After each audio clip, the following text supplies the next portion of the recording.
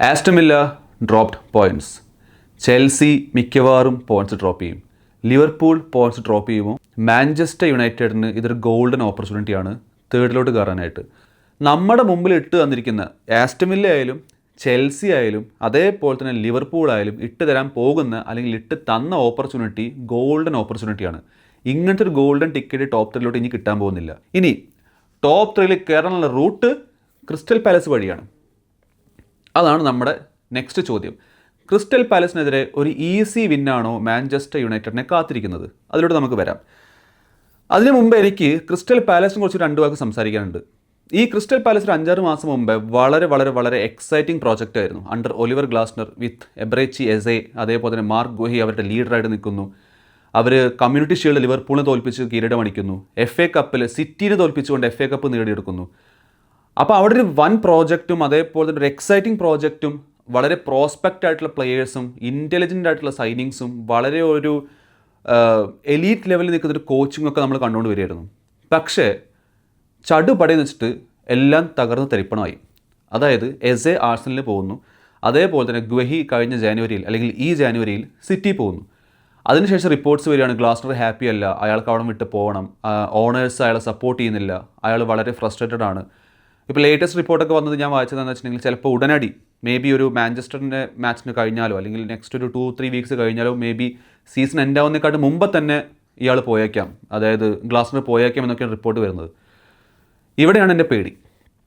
എൻ്റെ പേടി വരുന്നത് എന്താ വെച്ചിട്ടുണ്ടെങ്കിൽ ഇപ്പോൾ ക്രിസ്റ്റൽ പാലസ് ഒരു പ്രോജക്റ്റാണ് അല്ലെങ്കിൽ ഒരു ഫോർമേഷൻ, ഒരു സിസ്റ്റമാറ്റിക് ഫോർമേഷൻ കളിച്ചുകൊണ്ട് വരികയായിരുന്നു നമുക്കറിയാം.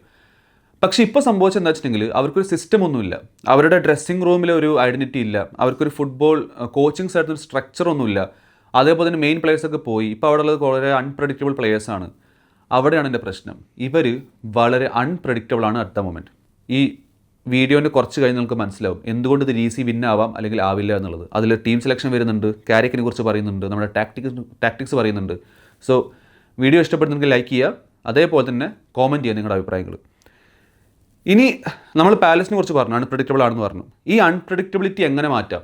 അവിടെയാണ് നമ്മുടെ മിക്കേൽ കരീക്കെ വരുന്നത്. കാരിക്കിനെ നമ്മൾ പ്രൈസ് ചെയ്തേ പറ്റുള്ളൂ. 6 മാച്ചസിൽ 5 വിജയം. കുറേ റൈവൽ ഫാൻസൊക്കെ നമ്മളെ മോക്ക് ചെയ്ത ഫാൻസൊക്കെ ഇപ്പോൾ സൈലൻ്റായി ഇരിക്കുന്നതിന് കാരണം മൈക്കിൾ കാരിക്ക് തന്നെയാണ്. അപ്പോൾ അയാൾ പ്രൈസ് ചെയ്തേ പറ്റുള്ളൂ. അതുകൊണ്ട് തന്നെ ഈ കളിയും നമ്മൾ ജയിക്കുമെന്നാണ് എൻ്റെ പ്രതീക്ഷ അണ്ടർ മൈക്കിൾ കാരിക്ക്. പക്ഷേ എൻ്റെ ഇഷ്യൂ മൈക്കിൾ കാരിക്കിൽ എവിടെയെന്നുണ്ടെങ്കിൽ ടാക്ടിക്കലി സെറ്റപ്പ് ചെയ്യുന്നതിലാണ്. അതായത് ഫോർ എക്സാമ്പിൾ നമുക്കറിയാം, ഞാൻ നേരത്തെ പറഞ്ഞു പാലസ് വളരെ അൺപ്രഡിക്റ്റബിൾ ആണ്. അവരെന്ത് ചെയ്യുമെന്ന് എനിക്കറിയില്ല, അത് നമുക്ക് ആർക്കും ഒരു പ്രെഡിക്റ്റ് ചെയ്യാൻ പറ്റുന്നില്ല.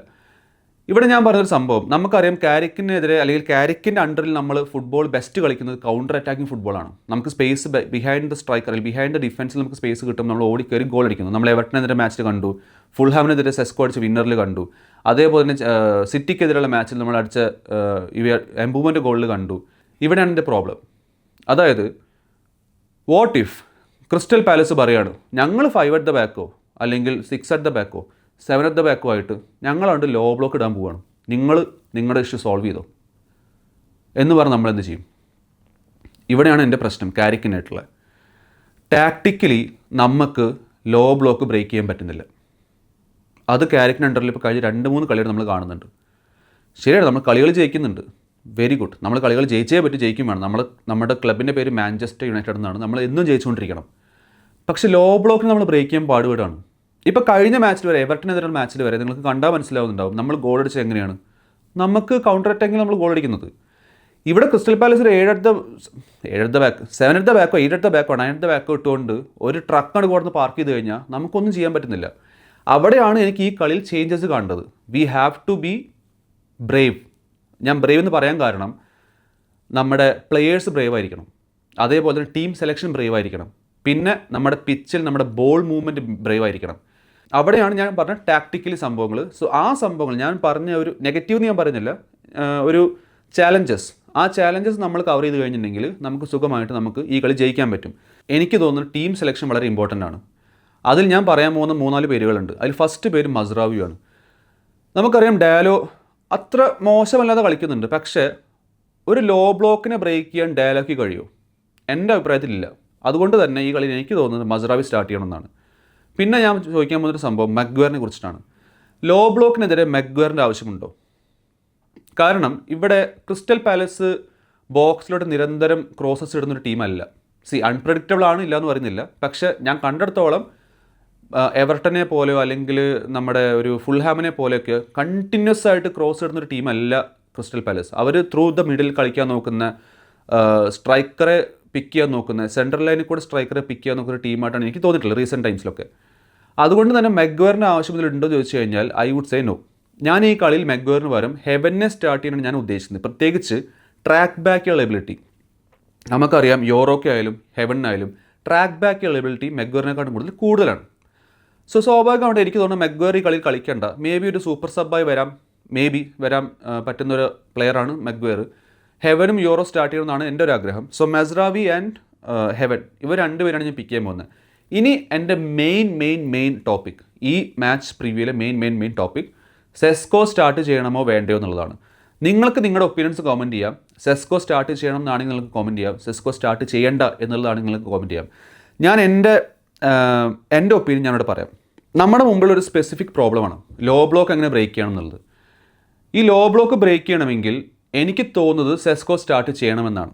അതിന് ഞാൻ പറയാൻ കാരണം, നമ്മൾ എംബുമോനോ കുനിയോനോ നമ്പർ 9 ഒക്കെ അല്ലെങ്കിൽ ഫോൾസ്റ്ററിനെ നമ്പർ 9 കളിപ്പിക്കുമ്പോൾ അവരുടെ ഒപ്പോണൻറ്റ് ഡിഫൻസ് വളരെ കംഫർട്ടബിളാണ്.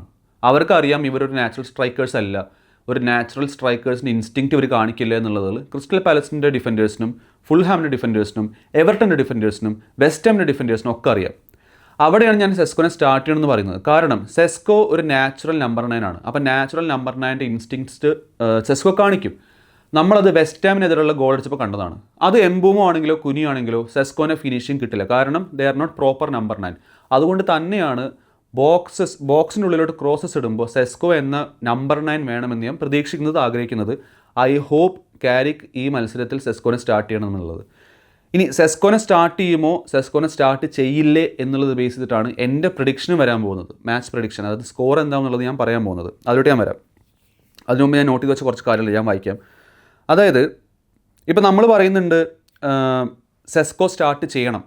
ചില ആൾക്കാർ പറയുന്നത് സെസ്കോ സ്റ്റാർട്ട് ചെയ്യണം. ഞാൻ കമ്മ്യൂണിറ്റി പോൾ ഉണ്ടായിരുന്നു സെസ്കോ സ്റ്റാർട്ട് ചെയ്യണം വേണ്ടതെന്നുള്ളത്. അതിൽ നമുക്ക് ഡിഫറൻസ് കാണാൻ പറ്റും.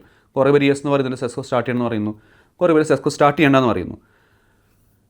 ഞാൻ രണ്ട് ഭാഗം ഞാൻ പറയാം. അതായത് ഞാൻ ഒരു ഭാഗം മാത്രം പറഞ്ഞ് നിർത്തുന്നത് ശരിയല്ല. അതുകൊണ്ട് ഞാൻ രണ്ട് ഭാഗം പറയാം. സെസ്കോ സ്റ്റാർട്ട് ചെയ്ത് കഴിഞ്ഞാൽ ഉണ്ടാകുന്ന ബെനിഫിറ്റ്സ് നമ്മൾ കണ്ടു. ഇനി സെസ്കോ സ്റ്റാർട്ട് ചെയ്ത് എംബുമോയോ കുനിയോ ആണ് സ്റ്റാർട്ട് ചെയ്യുന്നതെങ്കിൽ ഉണ്ടാകാൻ പോകുന്ന ബെനിഫിറ്റ്സ് ഞാൻ പറഞ്ഞുതരാം. അതായത് ഒരു നമ്പർ 9 ആയി കളിക്കുന്ന കുനിയോ അല്ലെങ്കിൽ എംബുമോ ഡിഫെൻസീവ് കേപ്പബിലിറ്റീസ് കൂടുതൽ കാണിക്കാൻ പറ്റും. അവർക്ക് ട്രാക്ക് ബാക്ക് ചെയ്യാൻ പറ്റുന്ന ആൾക്കാരാണ്. അതേപോലെ തന്നെ മിഡിലോട്ട് ഇറങ്ങി വന്ന് പന്ത് വേണമെങ്കിൽ ക്യാരി ചെയ്യാൻ പറ്റുന്ന പ്ലെയേഴ്സാണ് രണ്ടുപേരും. സോ ഇങ്ങനത്തെ അഡ്വാൻറ്റേജസ് കുനിയായാലും എംബുമോയിലും ഉണ്ട്. അപ്പോൾ രണ്ട് സൈഡും നമ്മൾ പറഞ്ഞു വയ്ക്കണം. അതുകൊണ്ട് രണ്ട് സൈഡും പറഞ്ഞ്. പക്ഷേ എൻ്റെ ഒപ്പീനിയൻ എൻ്റെ personal opinion Sesko should start. കാരണം സെസ്കോ ഇൻഫോം സ്ട്രൈക്കറാണ്. 4 കളികളിൽ 3 ഗോൾ അടിച്ച് നിൽക്കുകയാണ് സെസ്കോ. ഹോട്ട് ഫോമിലാണ് സെസ്കോ ഉള്ളത്. എനിക്ക് നിങ്ങളോട് ചോദിക്കാനുള്ളത്, നിങ്ങൾ ടീം സെലക്ഷൻ നടത്തുവാണെങ്കിൽ വുഡ് യു പിക്ക് സെസ്കോ, അതോ നിങ്ങൾ ഈ പഴയ ടീമിനെ, അതായത് നമ്മൾ എവർട്ടൺ വരെ കളിച്ച ടീമിനെ തന്നെ സെയിം 11 പിക്ക് ചെയ്ത് നിങ്ങൾ മുന്നോട്ട് പോകും? ഇതാണ് എൻ്റെ ചോദ്യം. നിങ്ങളുടെ കോമൻറ്റ്സ് താഴെ കോമൻറ്റ് ചെയ്യാവുന്നതാണ്. അതേപോലെ തന്നെ നിങ്ങളുടെ ഏതെങ്കിലും വേറെ യുണൈറ്റഡ് ഫാൻസ് ഉണ്ടെങ്കിൽ അവർക്ക് ഈ വീഡിയോ അയച്ചു കൊടുത്തുകൊണ്ട് അവരുടെ കോമൻറ്റ്സും കൂടി ഷെയർ ചെയ്യാൻ പറയാം. ഇനി എൻ്റെ പ്രഡിക്ഷൻ 2 തരത്തിൽ ഞാൻ പറയാം. അതായത് ഈ കളി സെസ്കോ സ്റ്റാർട്ട് ചെയ്ത് കഴിഞ്ഞാൽ I think we will win this match ഒരു 2-0 3-0. ഇതെൻ്റെ പ്രഡിക്ഷൻ. സെസ്കോ സ്റ്റാർട്ട് ചെയ്തില്ലെങ്കിൽ നമ്മൾ സെയിം 11 കളിപ്പിക്കുകയാണെങ്കിൽ ഇതൊരു ഫാസിനേറ്റിംഗ് മാച്ച് ആവാം, ഒരു ചാലഞ്ചിങ് മാച്ച് ആവാം. പക്ഷേ വി വിൽ വിൻ ഒരു 1-0.